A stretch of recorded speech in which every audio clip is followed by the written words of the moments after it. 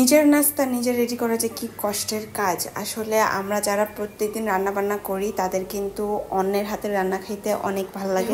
সেই কপাল আর সবসময় হয় না, এটা মাঝে মাঝেই হয় যখন আম্মুর বাসায় যাই। তো নাস্তার জন্য প্রায় অনেক কিছুই করছি, হালুয়া, ডিম পোস্ট, রুটি আর কালকের গরুর মাংস ছিল। আলহামদুলিল্লাহ অনেক মজার নাস্তা ছিল। আজকে সকাল সকালই তাকরিমের চুল কেটে দিলাম। তো ওর চুল একজনই কাটে, এই কাকাকে নিয়ে আসা হয় সেই চরপাড়া থেকে, রিপন যেখান থেকে চুল কাটে। তো সেখানে একটা কাকা আছে, সেই 7 দিন বয়স থেকে এই কাকার হাতেই তাকরিম চুল কাটছে। কাকাটা অনেক আদর করে তাকরিমকে যত্ন নিয়ে ধীরে সুস্থে অনেক ধৈর্য নিয়ে চুল কেটে দেয়। আর আমার তাকরিম বাবাও এত বিরক্ত করে না। এই যে দেখেন, তাকরিম বাবাকে নিয়ে চলে গেছিলাম পার্কে। তো ওইখানে গিয়ে এসে ফুটবল কিনবে, ফুটবল কিনে দিলাম।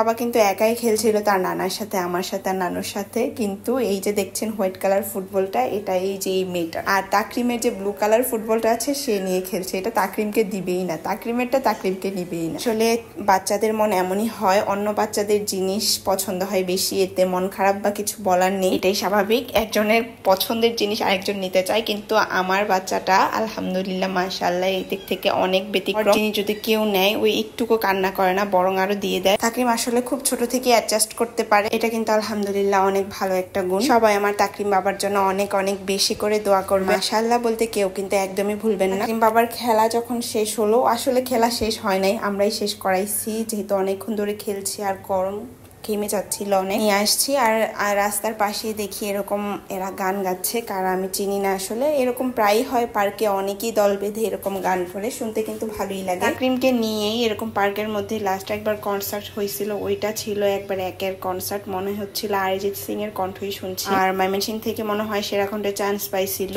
তো উনি এখানে এসে তার